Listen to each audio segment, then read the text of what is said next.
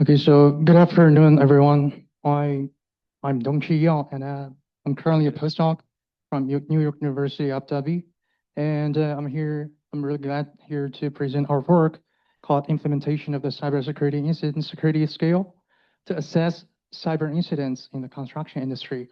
Our co-authors are Professor Mantha from University of Sharjah and Professor Borja from New York University, Abu Dhabi. How reliable are large language models, zero-shot detection of construction? Now the construction industry embraces the Here with 4.0 era, which adopts a lot of different digital technologies, including various software and on-site IoT devices and smart machinery, and some cloud computing technologies and robots and so on.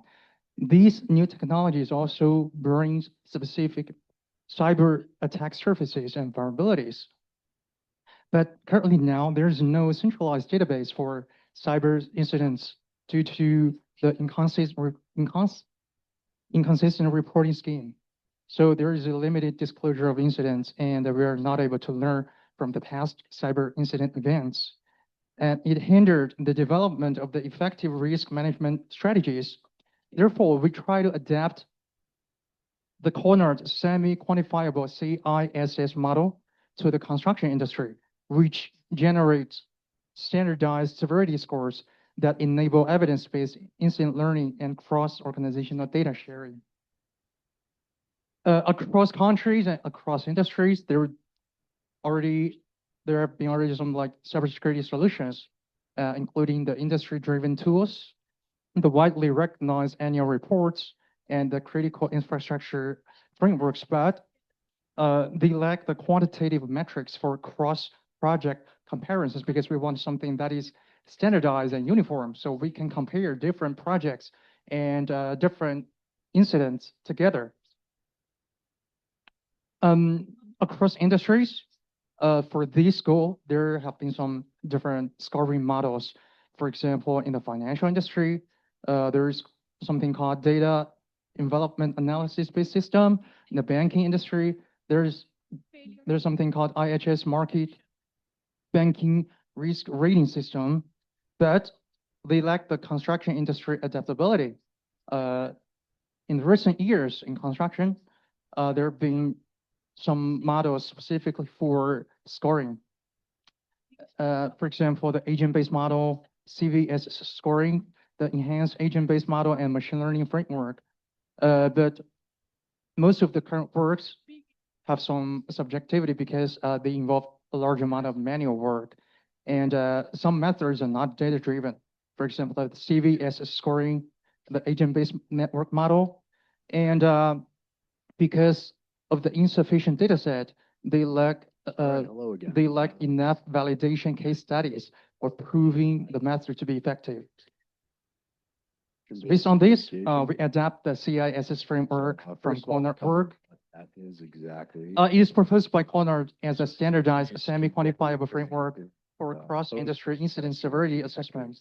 Its goal is to enable consistent incident reporting, centralized data collection, and cross-organizing learning. The model have several core dimensions. There are two broad dimensions, which is called severity and criticality. And for severity, there are three subcategories called individual score, financial score, and operational score.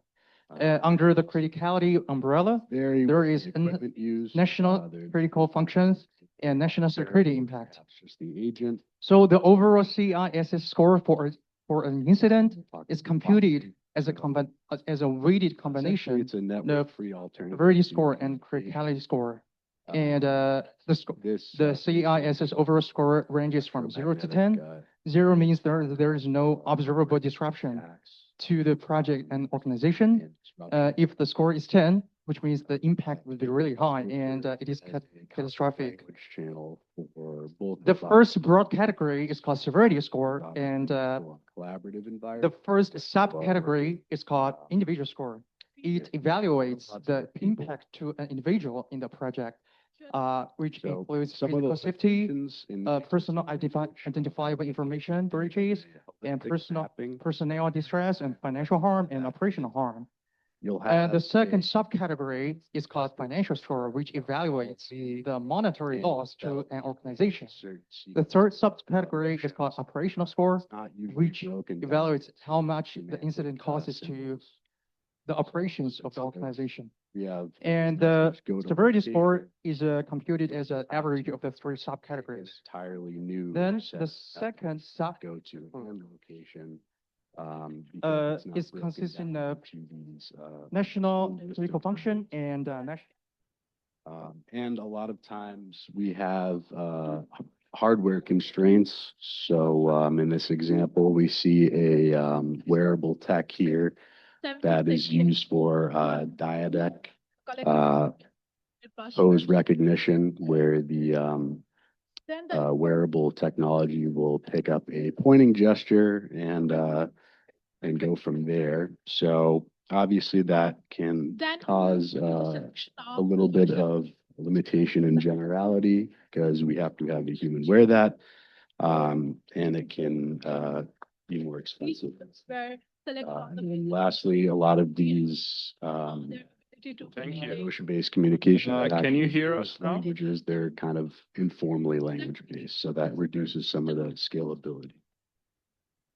So the problem statement here is the modern approaches to this paradigm, they struggle with flexibility and generality, which can limit the scope of communication semantics and scalability. So the proposed solution here is to Thank you for your frame presentation. this, This is Amr Alam from Concordia University. I agree with you that the topic of this research is very interesting, and we really need this data collection for demolition planning. Okay, so But I didn't get just how an can we overview. use Yeah, this so data collection framework or a something little bit of in open practice. coding, Like who's doing what coding on, at what stage? robotic action So, for literature example, to in one the methodology. permitting stage, should the we demolition this contractor do methodology this or the using owner? what, we Who refer to should as use demolition your unit. framework in practice? We Thank you. signal with a UR5E arm and then decode using optical flow and contour analysis. Fine tuning or Yes, please go ahead. So the open encoding process just involves picking out relevant robotic literature and essentially coding these terms to get relevant robotic tasks. So what this allows us to do is form an ontology and priority of different messages that we may be able to send through this MVC method.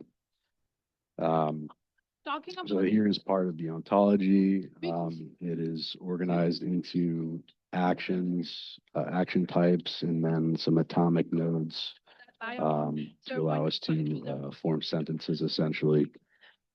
the highest Okay, so the way the encoding works here is we can traverse this ontology and form a sentence, if you will. And so this here shows the a brief example of the communication paradigm where we're going to Thank you have for your arm in a circular motion. Apologies for the And initially start with their best toggling gesture, result. which is that cross pattern. And then we Okay, create now we move Spigo on to the and third send the presentation. sample messages. Okay.